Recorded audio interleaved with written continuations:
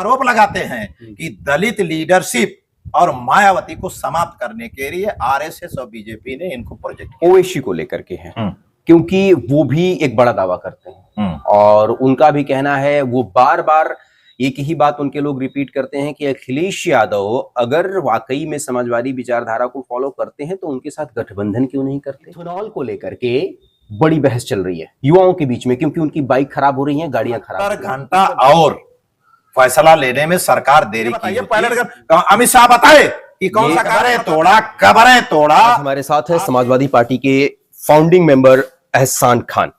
अभी अभी जंतर मंतर धरने से वापस लौटे हैं और जिस तरह का हंगामा पूरे देश में सीजेपी यानी कि कांग्रेस जनता पार्टी को लेकर के हो रहा था, जो पार्टी एक मजाक मजाक में ही तैयार हुई, लेकिन उस पार्टी ने वो कारनामा कर दिखाया जो पिछले 12 सालों में कोई नहीं कर पाया। और उस टीम के अहम मेंबरों के साथ साझेदारी में एहसान खान जी थे। आइए उनसे पूछते हैं कि वहां उनका कैसा एक्सपीरियंस रहा। उसके बाद और भी बहुत सारे मुद्दे हैं, लेकिन पहले इसी सवाल से शुरुआत करते हैं। हमारे यहाँ आपका बहुत बहुत स्वागत है। धन्यवाद।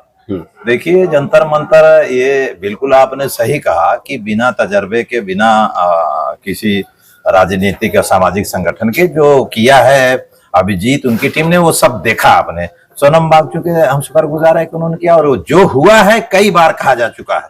ठीक है, बस ये आप समझ लीजिए कि अगर 72 घंटा और फैसला लेने में सरकार देरी की होती तो नरेंद्र मोदी, अमित शाह को इस्तीफा देना पड़ता। धर्मेंद्र प्रधान बहुत छोटी चीज थी। पूरी बात यही है।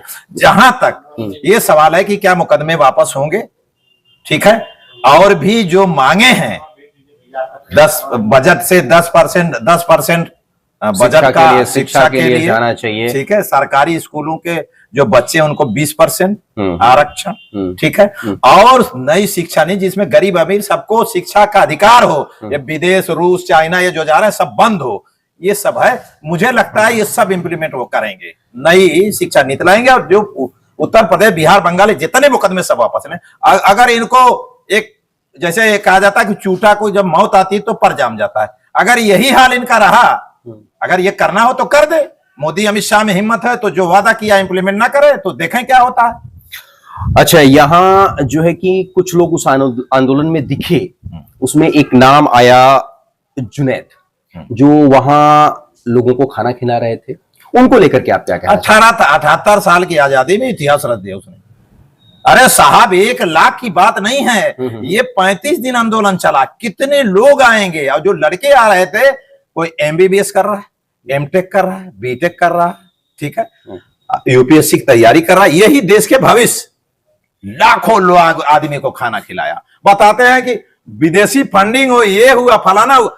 अरे भाई, हजारों लोगों ने, जोमेटो समेत तमाम एजेंसियां उनको कर दिया। विदेशों से कई 100 लोगों ने करा है, 100 आदमी खाना वो इस तरह चला। एक सवाल यहां पर यह भी बनता है कि अगर सरकारी एजेंसी और सरकारी अफसर लोग अगर ये बात कह रहे हैं, या सरकार की तरफ से ये कहा जा रहा है कि इसमें विदेशी फंडिंग थी, तो कहीं आपको ये नहीं लगता कि सरकार खुद असफल हो रही है? जब सब कुछ सरकार के हाथ में है तो यहाँ के छात्रों को कैसे दिल्ली में दूसरे देश के लोग फंडिंग कर रहे थे? जांच कराए ना, अभी तक तो कहीं खुला नहीं। झूठी मक्कारी बात। जब आजादी हम लेके रहेंगे, आजादी भ्रष्टाचार से, मोदी से, आरएसएस से, भाजपा से, तो ये कहते हैं कि आजादी दूसरा देश बना रहे, मांग रहे हैं, पाकिस्तान दूसरा मांग रहे हैं। अब काहे नहीं कहते? अब मोदी, अमित शाह, आरएसएस, बीजेपी कहे, अब तो उन्होंने आजादी ले लिया। कुल मिला जुलाकर कहना ये चाहते हैं कि एक तरह से छात्रों को वहां बदनाम करने की कोशिश हो रही है। बिल्कुल बदनाम किया। 3 ट्रक तो पत्थर आए थे, आरएसएस बीजेपी के गुंडे मारे थे सब। ये बताइए, पायलट गन अमित शाह बताए कि कौन सा कानून बताता है, कौन सा कानून बता रहा है पायलट गन चलाने का? बताइए। ये बहुत बड़ा आरोप लगा रहे हैं सरकार पर। अरे है, है पायलट गन चली है। मैं गया था उसको देखने, क्या नाम है उसका, डॉक्टर राम मनोहर लोहिया हॉस्पिटल में, उस लड़की जिसको लगी है वहां। क्या बिहार में AK-47 लगा चलाई गई? कोई जग जाहिर नहीं है क्या? वो सब जांच हो रही सुप्रीम कोर्ट की निगरानी में। पहले सुप्रीम कोर्ट सुस्त था, लेकिन अब एक्टिव है। दूध का दूध, पानी का पानी हो जाएगा, आप समझ लीजिए। चलिए ठीक है, कोर्ट पे भरोसा होना चाहिए, न्याय व्यवस्था को निष्पक्ष होकर के जांच करनी चाहिए। अब आगे बढ़ते हैं। उत्तर प्रदेश में एक हंगामा और चल रहा है, आजम खान द्वारा जो बनाई गई थी यूनिवर्सिटी, जवाहर यूनिवर्सिटी को लेकर के, इसके बारे में आप क्या कहना चाहेंगे? बस इतना कहेंगे, जो डीएम था अंजय कुमार क्या नाम है, उस समय आजम खां को तबाह करने वाला वो डीएम था। वैसे मुकदमे जो लगाए हैं वो जितने आजम खां साहब ने अत्याचार किए हैं उन अत्याचारियों के मुकदमे हैं। मैं अखिलेश यादव से कहना चाह रहा हूं, रामपुर गए थे कि मैं सब मुकदमे वापस ले लेंगे। कैसे ले लेंगे? मकबरे तोड़ा, कब्रें तोड़ा, आपके उजाड़ दिया, मदरसे तोड़ा, लोगों की जमीनें लूटा, ठीक है, और ये दीवाने बना दिया, एक्सप्रेसवे बना दिया अपने आने जाने के लिए, तमाम गरीबों की जमीन लूटा। कैसे वापस लेंगे? वो सब मुकदमे उन लोगों ने दर्ज कराए। वही अंजय कुमार जो डीएम था, जो आजम खां को तबाह किया, वही कमिश्नर है। और आज वो कमिश्नर ये ऑर्डर करता है कि जवाहर यूनिवर्सिटी नहीं गिरेगी। आप अंदाजा लगा लीजिए। योगी बैकफुट पे हैं। योगी जी, उन्होंने देख लिया जंतर मंतर का नजारा।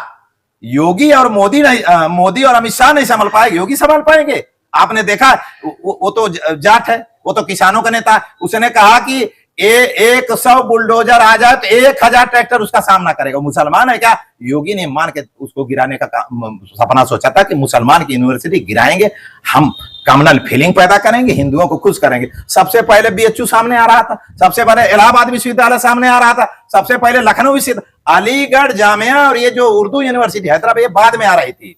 इसलिए बैक पे आए। जो डीएम आजम खां को तबाह किया था वही कमिश्नर बना है, उसने वापस ले लिया। चलिए, ये बात जो है कि मुझे लग रहा है कि छात्रों के लिए और तमाम वो लोग जो चाहते हैं कि देश में शिक्षा रहे, उनके लिए मुझे लग रहा है कि बहुत राहत भरी बात होगी।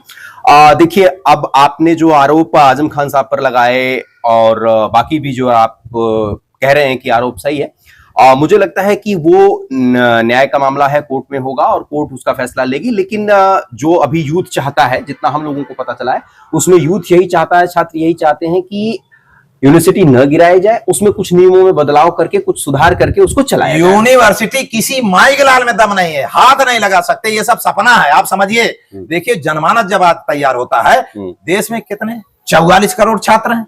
सारे छात्र जितना वहां आंदोलन में थे, जो नीट परीक्षा में ये घोटाला हुआ, बड़ा पेपर लीक, उतने वो तैयार थे वहां। कैसे योगी तो अपना जान बचाए, कैसे भागा भैया, बचा।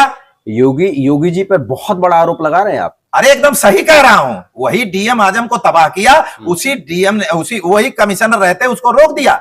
उत्तर प्रदेश की एक और बहुत चर्चित खबर है, जिस पर जो है कि कई नाम और कई सवाल अखिलेश यादव उजागर करते हैं और अखिलेश यादव के ऊपर ही आरोप लगाया जाता है चोरी का। ये चंदा चोरी और राम मंदिर में जो चोरी है, इसको लेकर महापाप पहले